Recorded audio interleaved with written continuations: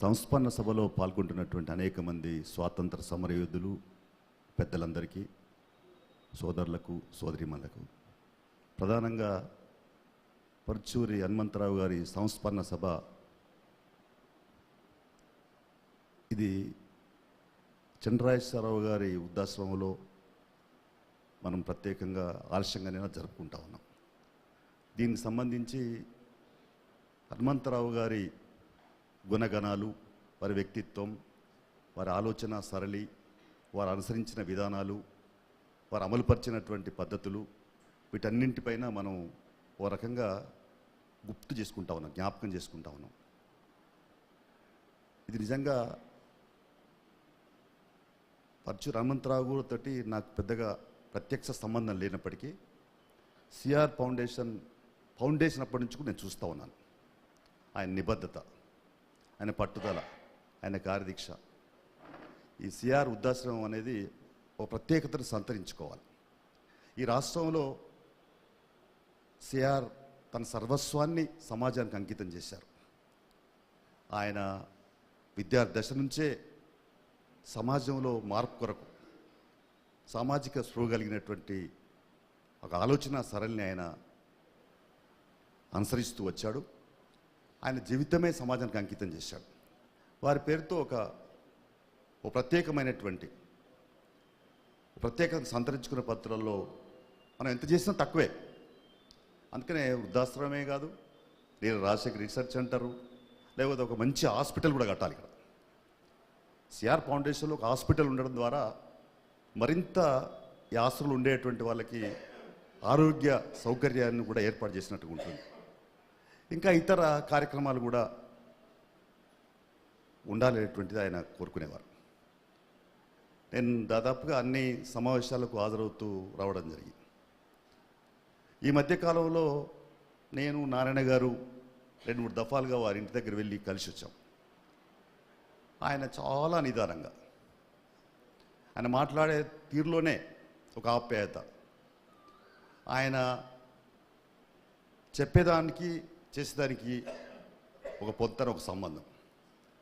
అందుకనే ఒక కమ్యూనిస్టుగా ఆయన చిన్నతనం నుంచి అలవర్చుకున్నటువంటి గుణగణాలు, ఆయన జీవన గమనం, గమ్యం, ఆయన చిన్నప్పటి నుంచి అనుసరించే విధానాల్ని జీవితకాలం ఆయన తుదిశ్వాస విడిచే వరకు కూడా మర్చిపోలేదు.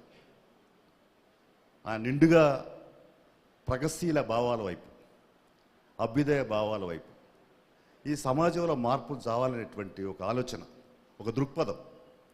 చంద్రరాజేశ్వరరావు గారితో ఆయనతో ఉన్నటువంటి సంబంధం, పుచ్చపల్లి సుందరయ్య గారితో ఆయనకు ఉన్న సంబంధం, అన్నటువంటి ఈ భూస్వామ్య వ్యవస్థను బద్దలు కొట్టేటువంటి ఆ ప్రాంతంలో, ఆంధ్ర ప్రాంతంలో జరిగినటువంటి అనేక భూపోరాటాలు, ఉద్యమాలు ఆయన నిజంగానే నిండుగా జ్ఞాపకం జీవితాంతం వరకు ఉంచుకున్నాడు. అందుకని ఆయన నిరంతరం ఈ కమ్యూనిస్ట్ ఉద్యమం బలహీనపడుతుందని పరితపించేవాడు, ఆవేదన పడేవాడు. అందుకని ఉద్యమ ఐక్యతే ప్రధానమైనటువంటి ఆలోచన ప్రతి సందర్భంలో, ఏ సందర్భంలో ఆ సందర్భంలో చెప్తూ వచ్చాడు. అందుకని మనం ఆయన నుంచి నేర్చుకోవాల్సింది నమ్మిన సిద్ధాంతాన్ని ఆయన తుదికంట ఆచరించారు. ఆ లక్ష్యంతో ఆయన జీవన గమ్యం కొనసాగుతూ వచ్చింది. అందుకని అలాంటి వాళ్ళు అరుదుగా ఉంటారు. మేము చంద్రరాజేశ్వరరావు గారి శతజయంతి ఉత్సవాలని ఆగస్టు 11న జరపాలని నిర్ణయం తీసుకొని కార్యక్రమాలు చేస్తూ ఉన్నాం. నారాయణ గారు మేము ఇద్దరం వెళ్ళి ఆయనతో కలిసి మాట్లాడే సందర్భంలో చెప్పాం, చంద్రరాజేశ్వరరావు గారి జీవిత చరిత్రకు సంబంధించిన పుస్తకాన్ని మన ప్రగతి ఇంట్రెస్ట్లో వచ్చేసినారు, కొంచెం సరే డబ్బులు ఇస్తామనే వచ్చేయమన్నాడు నారాయణ గారు. చేయమన్నాడు, ఇస్తామని చెప్పలేదట, చేయమన్నాడు. కానీ పోయిన తర్వాత జరిగింది ఏంటంటే మేము ఇచ్చుకోలేము అన్నాడు. ఆయన ఏమనలే, సరేలే అన్నాడు. అంటే అంగీకరించినట్టు. అంటే ఆయన ఎంత సిఆర్ పట్ల లేదా ఈ వామపక్ష భావజాలం పట్ల సానుకూలంగా ఉన్నాడనేటువంటి దాని సంకేతం అన్నమాట.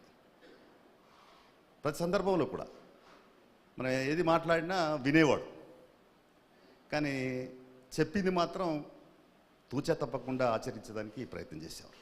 ఇలాంటి వాళ్ళు అరుదుగా ఉంటారు. అందులో ఆయన ఆశించినటువంటి ఆశయం ఏమిటి? వామపక్షం బలహీనపడుతుంది, కమ్యూనిస్ట్ ఉద్యమం బలహీనపడుతుంది, ఈ సమాజానికి మార్గదర్శకత్వం వహించాల్సినటువంటి ఈ ఉద్యమం బలహీనపడడం ఆయనకు బాధిస్తుంది. అనేక సందర్భాల్లో వ్యక్తం చేసి వచ్చారు. అందుకనే సిపిఐ అనే కాదు, మిగతా అన్ని రకాల భావజాలం ఉన్నటువంటి వాళ్ళు కూడా ఉన్నారు. అందరూ కూడా ఎన్నడైతారా ఒకటి, ఎప్పుడైతారా మీరు అందరు కలిసి, ఎందుకు ఆలోచించుకోరు మీరు అనేవారు. ఆయన మనసులో ఉన్నది అది. ఎటువైపు పోతుంది ఈ సమాజం? ఇప్పుడు ఇందాక మాట్లాడుకుంటున్నాం మనం, ఈ సమాజం బాగా పూర్తిగా రోజు రోజుకు విలువలు పడిపోతున్నాయి, చెడిపోతున్నది, భ్రష్టుపడుతున్నది, అవినీతి కంపు కొడుతున్నది, కుంభకోణాలు, బంధుప్రీతి, ఆశ్రితపక్షం అన్నీ నెలకొంటున్నాయి. ఏమిటి ఈ సమాజం అని మనం అనుకుంటున్నాం. అయితే మన వంతు పాత్ర ఏం నిర్వహిస్తున్నాం మనం? ఈ చెడును పారదోలేందుకు చేస్తున్న కృషి ఏమిటి? అటువైపు ప్రయత్నం ఏమిటి? మన ఆలోచన ఏమిటి? చెప్పేది ఒకటి చేసేది ఒకటి ఉండకుండా నమ్మిన సిద్ధాంతాన్ని నిక్కచ్చిగా అమలు చేసే వైపున ఎందుకు పోవట్లేదు? ప్రగతి ప్రింటర్స్ నిజంగానే భారతదేశంలో సుధాకర్ రెడ్డి గారు చెప్పారు, ఇంత మంచి అధునాతనమైనటువంటి పద్ధతులలో మంచి తీర్చిద్దారు అనేటువంటి ఒక మంచి, అంటే ఏ పని చేసినా కమ్యూనిస్ట్ ఎక్కడున్నా ఒక మార్పు కనపడ, ఒక క్రియేటివిటీ, ఒక నూతనత్వం, ఒక పరిశీలన, ఒక పరిశోధన, ఒక మార్పు అనేటివి జరగాలి. ఉన్నామంటే ఉన్నాం కాదు, ఎందుకున్నాం, ఏం పనికున్నాం, ఎందుకు నమ్ముకున్నాం, ఎందుకు బాధ్యతలో ఉన్నాం, ఏం చేస్తున్నాం అనేటువంటిది మనం ఇలాంటి సందర్భంలో అయినా కూడా నెమరు చేసుకోవాలి. అటువైపు ఆలోచన చేయాలి, క్రియేటివిటీ కావాలి.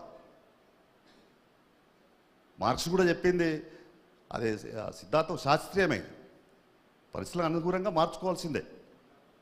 అయితే మూల సిద్ధాంతానికి అసలు సిద్ధాంతానికి మనం వక్రీకరించకుండా ఉంటే సరిపోతుంది. అందుకనే మారుతున్నటువంటి నేపథ్యంలో రాజకీయ విలువలు పడిపోయినాయి, అవినీతి, ఇవన్నీ నిజమే. ఇవాళ మనము మొట్టమొదట మార్పు చేసుకోవాలి. అందుకని ఇవాళ దేశవ్యాప్తంగా పరిస్థితులు నెట్టుకొస్తూ ఉన్నాయి.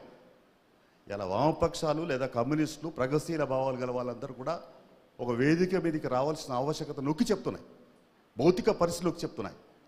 ఇట్లా కూడా మేము ఇంకా మార్చుకోమంటే ఇంక అంతకంటే దానికి జవాబుడదు. అందుకనే పర్చూరు హనుమంతరావు గారి కళలు నిజంగానే ఆయన 20-30 సంవత్సరాల నుంచి ఆలోచిస్తున్నటువంటి ఆయన స్వప్నం, ఆయన కళలు ఇప్పుడు మాత్రం ఒక రకంగా చర్చకు వచ్చినాయని నేను భావిస్తా ఉన్నాను. దేశవ్యాప్తంగా ఒక చర్చ జరుగుతాం. మేము అనేక సందర్భాల్లో ఇంటెలెక్చువల్స్తో, మేధావులతో, చాలా చిన్న మామూలు పేదవాళ్ళతో కూడా మాటలు చెప్తా ఉన్నారు. అందుకనే ఇవాళ కమ్యూనిస్టుల ఐక్యత లేదా ఐక్య కార్యాచరణ ఇలాంటి వాటితోటైనా కూడా ఆయన స్వప్నాన్ని నెరవేర్చడానికి అవకాశాలు కనపడుతున్నాయనేటువంటి భావాన్ని వ్యక్తం చేస్తూ, మరి హనుమంతరావు గారు ఒక ఉదాత్తమైన వ్యక్తి, ఒక నిబద్ధత గల కమ్యూనిస్టు ఆలోచన కలిగినటువంటి ఒక మంచి వ్యక్తి.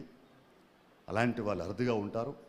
వారు ఆశించిన ఆశయాలను నెరవేర్చేందుకు మనం తప్పనిసరిగా కృషి చేయాల్సిన ఆవశ్యకత ఉందని చెప్పేసి ఈ సందర్భంగా తెలియపరుస్తూ, ఇంకా ఈ సమాజంలో కొంత మార్పు కొరకు మనం కృషి చేయడానికి, మన వంతు బాధ్యత నిర్వర్తించడానికి మనం అందరం ప్రతి ఒక్కరు కంకణబద్దులు కావాలని కోరుకుంటూ, నిజంగానే వారికి చనిపోయిన నాడు వెళ్ళి చూస్తే చాలామంది అనేక రంగాల్లో ఉన్నటువంటి వ్యక్తులు, మహానుభావులు అందరూ కూడా వచ్చిపోతూ ఉన్నారు. అంటే ఆయన ఒక వ్యక్తి కాదు, ఒక శక్తి, ఒక సంస్థ, ఓ ప్రజల మనిషి, ప్రజల గుర్తింపు ఉన్నటువంటి. అందుకనే ఆయన పట్ల పత్రికలు కానీ సమాజంలో కూడా ఒక చర్చ జరిగింది. కారణం ఏమిటి? ఆయన మామూలు వ్యక్తి అయితే పుడతారు, పుట్టేవాడు ప్రతి వాళ్ళు గిట్టక తప్పదు, చనిపోతారు. కానీ చనిపోతున్న సందర్భంలో ఆఖరి గడియల్లో ఆయన భౌతిక కాయం అక్కడ ఉన్న సందర్భంలో ఎవరెవరు ఎంతమంది స్పందించినారు, ఆయన మంచితనం గురించే కదా మనం అందరం వెళ్ళి చూసేది. అలాంటి స్పందన చూస్తే చాలా సంతోషం అనిపించింది. అంటే ఆయన జీవితకాలంలో ఒక మంచి పనులు చేసినాడు, మంచి కొరకు పాటుపడ్డాడు, కమ్యూనిస్ట్ ఐక్యత కొరకు పాటుపడ్డాడు, ఈ సమాజంలో మార్పు కొరకు ఆలోచించినాడు అనేటువంటిది నేను గుర్తించాను. వారికి తెలంగాణ సిపిఐ వైపు నుంచే జోహార్లు అర్పిస్తూ ఈ అవకాశం కల్పించినందుకు అభినందనలు తెలుపుతూ సెలవు తీసుకుంటాను.